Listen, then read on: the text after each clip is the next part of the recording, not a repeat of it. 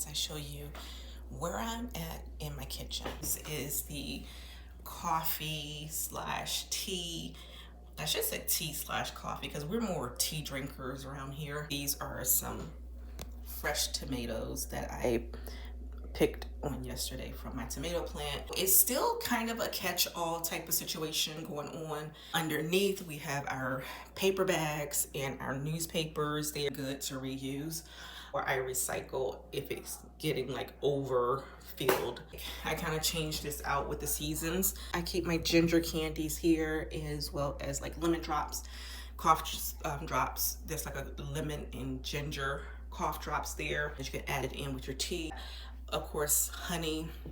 I really don't use sugar that much. Yeah, so this area gets a lot of use. It serves also as like a second holding zone for like food that we may have cooked, especially if we're having friends, family over. And so I have some thoughts about redoing this space, looking at YouTube videos about this little heating system there, the baseboard heating, how to kind of make it more efficient with cabinetries or whatever I'm going to put here, whether it's going to be a sideboard, whether it's going to be a smaller type of island, but I definitely need it to be a specific size. I installed that IKEA open face black cabinet. I did change it out a little bit.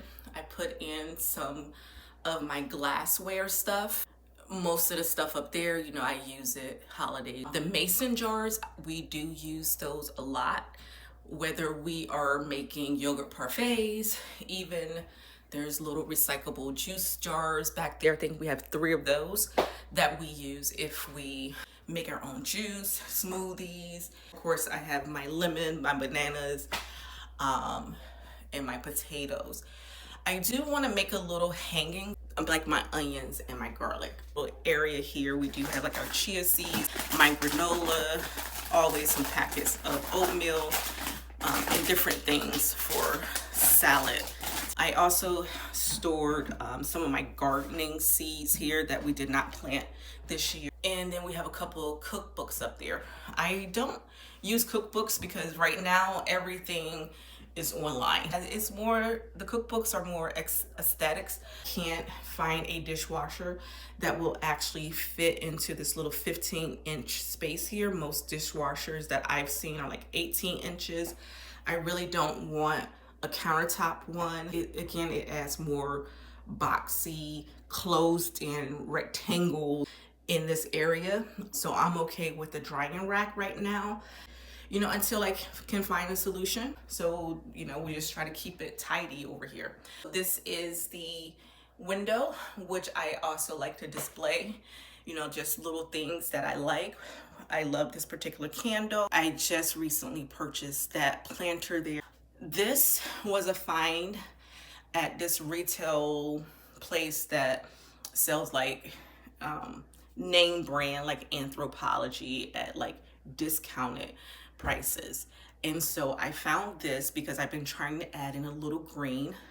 This was my inspiration for adding in the green. I also love this, looking out this window in the winter when the snow is on the ground. It's just it. And then the white snow just really illuminates the kitchen and makes it like 10 times brighter. I do have plans to change out the sink. I want like a matte black sink, stainless steel black, or just matte black theme.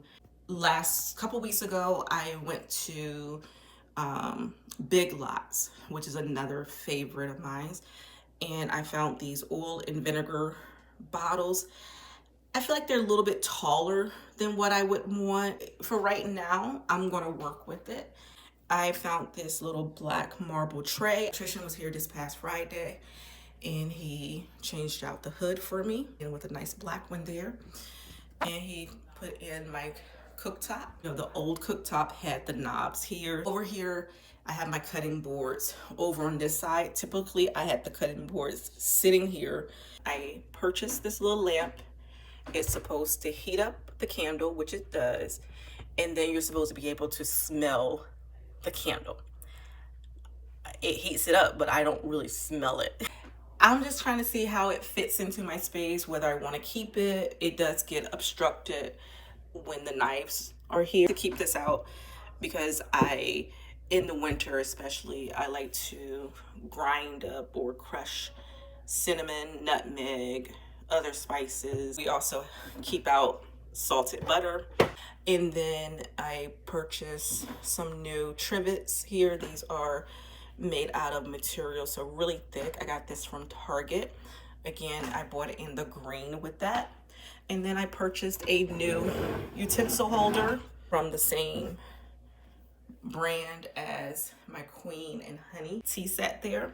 I added in some more greenish blue color utensils there. It's nice and big to hold a lot of different things. So then I have my oven mitts, another green color there that I bought in.